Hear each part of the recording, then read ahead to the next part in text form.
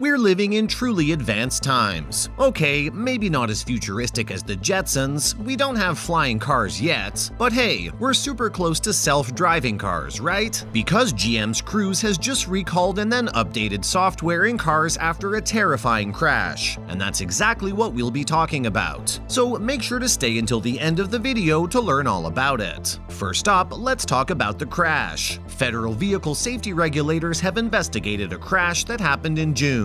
A vehicle struck a self-driving car from a General Motors-backed venture, Cruise. Luckily, this didn't result in any deaths or horrible injuries. It just resulted in minor injuries. But the crash itself was quite scary, not something to take lightly. On top of everything, this incident happened just a day after California regulators granted the company permission to commercialize its robotaxi fleet. Yikes! Talk about bad luck. Because these regulators are already so skeptical of the technology, and they do create lots and lots of roadblocks for these companies to operate. So this incident definitely must have left a bad taste in their mouth. According to the report filed by the Vice President of Global Markets for Cruise, a Toyota Prius entered an intersection after traveling straight via a lane that was just for turning. At the same time, the Cruise vehicle was attempting to make a left-hand turn across several lanes of traffic and had stopped to allow the car to turn. Now, we can't really put all the blame on the driverless car, because the facts are the Prius was traveling around 40 miles per hour in a 20 miles per hour zone. The Cruise vehicle was in autonomous mode at that time. The reason why this is so bad is that the NHTSA is already a little fed up with this tech. They recently opened another investigation into a fatal pedestrian crash in California involving a 2018 Tesla Model 3. This adds up to more than 30 other probes into Tesla vehicles since 2016. So it seems that these autonomous vehicle companies will really need to prove that they're safe to be on the road. This is exactly why Cruise has recalled its cars. Let's dive right in, folks. Moving on, Cruise recalls its cars. Consequently, after the crash, the GM-backed company recalled 80 of its cars. It then updated the software in all these self-driving robotaxis. Now, here's the thing. Yes, the car didn't respond as it should have in that situation,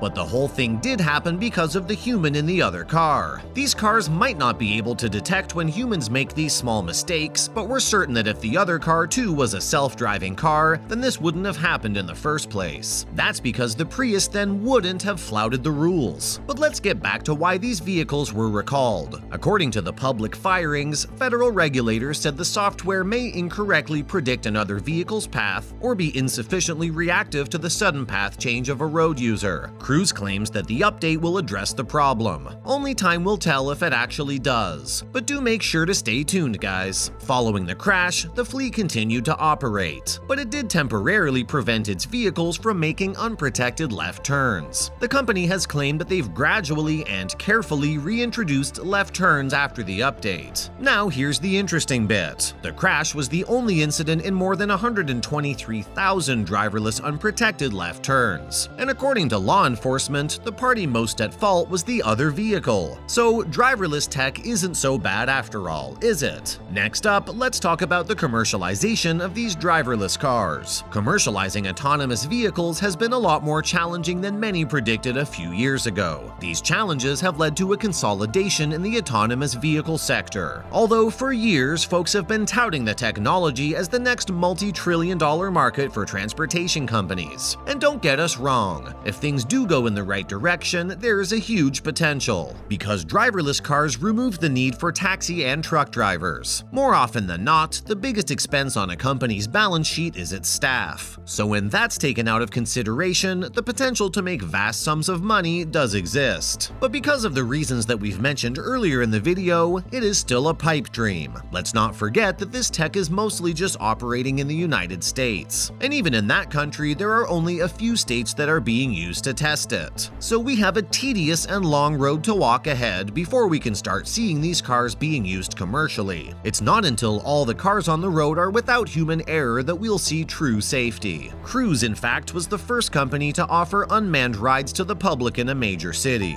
They've been testing the cars for quite some time now. Their fleet includes the Chevy Bolt EVs. When the crash occurred, the car had to decide between two different risk scenarios. According to the company, it chose the one with the least potential for a serious collision. And you know what? We think it made the right call, because no one was seriously harmed. We've talked about the complicated road ahead, but let's really dive deep and see if we'll ever see driverless cars in our lifetime. Lastly, will we ever see autonomous vehicles become the norm? Well, it's of course extremely tough to manage this, but yes, we don't really think it's that far away. First of all, the future of driving isn't just about electrification, it's also about automation. Decades ago, it seemed like pure science fiction to drive several hundred miles without ever needing a drop of gas. Yet, it's all possible now. Centuries ago, cars were unimaginable. So just like that, we're progressing. And we're progressing fast. Soon, you'll be the passenger in your own car rather than the driver. And no, you won't have to shell out thousands of dollars a year for a chauffeur. Just a one-time cost of buying an autonomous vehicle. Of course, these cars will not be cheap when they do finally come. One day, your car might just drop you at the office and then participate in the city's rideshare network while you're at work, making you money. It might even just get your dry cleaning for you. And there's not just that. Of course, these cars are super convenient, but they're also safer. Human error accounts for a whopping 94% of crashes, so we might just have to rely on tech to keep us safe. To be very honest, we can't really remove the driver right now, but it may just be coming as soon as next year. Yep, although it won't be the full level of self-driving, you will still need to be on the wheel, but you can take your eyes off the road. And after that, it's just a matter of a decade or so before we can see self-driving cars. Other news. There's just always so much news coming from the world of technology and science. Sometimes it can be kinda hard to keep up. And that's exactly why we'll be taking a couple of minutes to quickly discuss some of the late and most important updates happening in tech around us. First and foremost, Austin sees a fleet of driverless cars. After Silicon Valley, Austin is the next big tech center of the world. So it comes as no surprise that while walking around Austin, you'll see these cars rolling around on the road. An autonomous vehicle tech company, Argo AI, launched its driverless operation in Austin. With a fleet of 20 vehicles at its office in Austin, the startup is quickly increasing its base of operations. And they've also partnered up with Walmart for autonomous grocery delivery. Now that would have made good money during the COVID-19 pandemic. But if this venture is successful, along with risking work from home opportunities, we might never have to leave our house again.